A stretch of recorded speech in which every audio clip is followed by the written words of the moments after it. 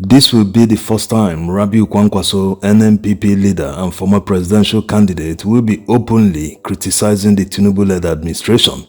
Even as recent as August, when Nigerians trooped out during the End Bad Governance protest, he advised Nigerians not to come out to protest, which made many people to understand that he was taking the side of the government, that he wasn't considering the hunger ravaging the land, which forced Nigerians to troop out to protest. Now he has suddenly realized he's supposed to be part of the opposition, especially when the government is doing very badly. Anyway, Kwankwaso was speaking in an event held in Kano where he received more than 2,000 APC members who decamped to NNPP. Speaking in the event, he said, quote, "Nigerians, more specifically Northerners, have suffered enough and no amount of pressure, fear and attacks will change their minds from changing the narratives. Northern Nigeria should rethink their political positions on the position they found themselves. It is clear to everybody that the journey of APC government is clearly against the poor and they will never change on it. Regardless of their belief that they would use security and INEC in the forthcoming elections, that will not work. Nigerians are fed up with them and will surely fight to change the government. When the storms of change blow, you will see those who think they have security and INEC running helter-skelter, and Nigerians will make the right choice of those who will soften their unfortunate situation. We are receiving over 1,000 Decampees from 12 wards of Dala Local Government Council. This shows that the whole APC structure in the local government has collapsed into NNPP. Dala is a known area that historically belongs to us. APC that we collectively created has now turned a vicious cycle for the poor, with no security and poverty eating deep into the fabric of Nigerians. This is no longer acceptable to citizens." Unquote.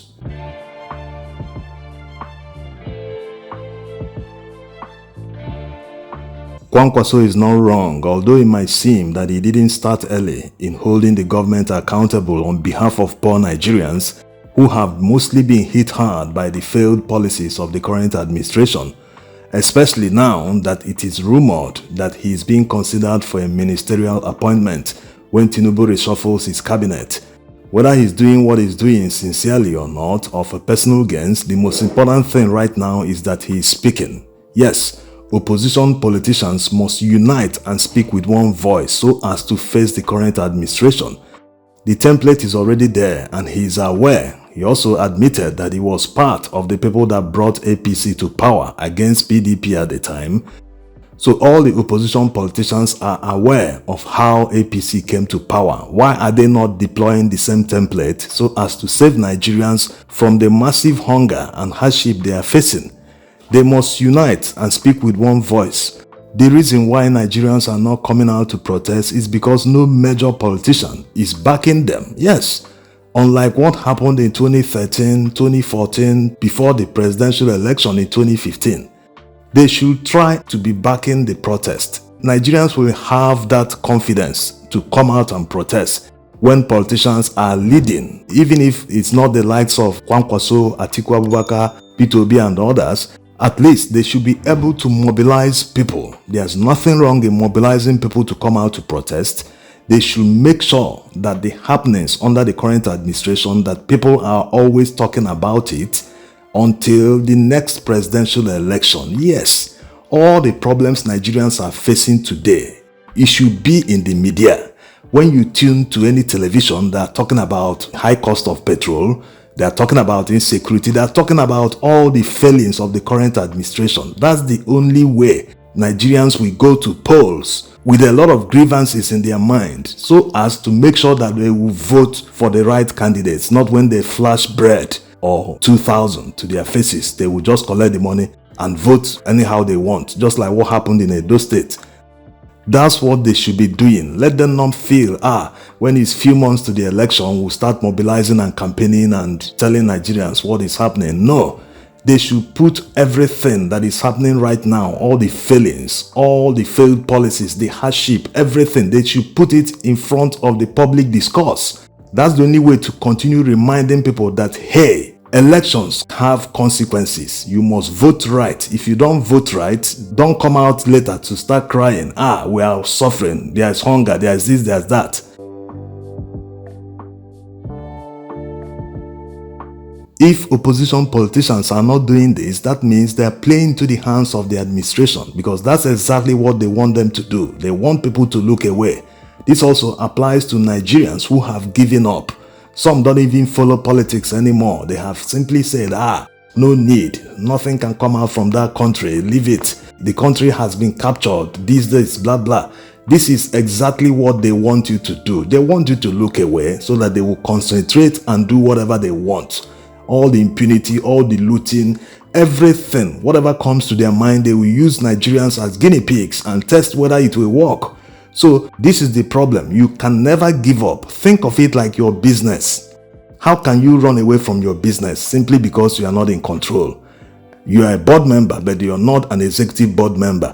Are you going to run away knowing that you have a stake, you have an investment in the business? No, you must stay within that business and fight to make sure that there is a change until you achieve it. So why are Nigerians not thinking in that way when Nigeria is concerned? Yes, granted that people have made mistakes. Yes, he didn't win the election, but people voted for him. People should always remember this. Some people genuinely voted for him. So why are people not targeting those people that voted for him, who majority are dissatisfied? They are regretting why they did it. They can't tell what made them to vote for him in the first place, because there were signs that he wasn't going to do anything. So Nigerians must never give up. They must continue. Whatever distraction, whatever people are seeing by the side that will take that focus away, they should forget about all those. They should not concentrate on them. Focus on the main subject. This is the only way to keep them on their toes. The more people do this, the more it gathers momentum, and the better for everyone. They have weaponized poverty. Look at the way they are sharing palliatives everywhere. Ordinary bread, ordinary food, ordinary yam. You will think that Nigeria is at war. Yes, even in war-torn countries, they don't distribute food the way they distribute as palliatives in Nigeria.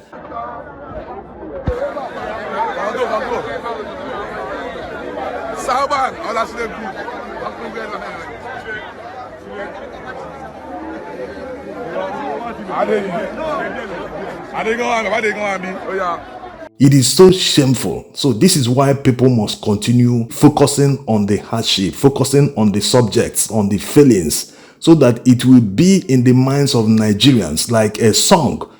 Anyone that is sleeping will be thinking about it. You're waking up, you are seeing it. In all the media you turn to, you are seeing it. You keep that momentum alive so that no one will say, let's give him more time, things will be better. They will start making excuses on his behalf. Also remember that they specialize in spreading false narratives. It works for them since they've weaponized poverty. They can simply share palliatives and some chicken change.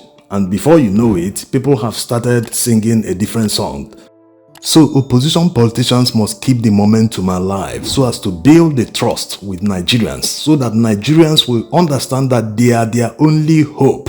Without them, they cannot escape the poverty and massive suffering the administration has plunged them into. So if they are able to do this, then there is hope in 2027 that this current administration will never return.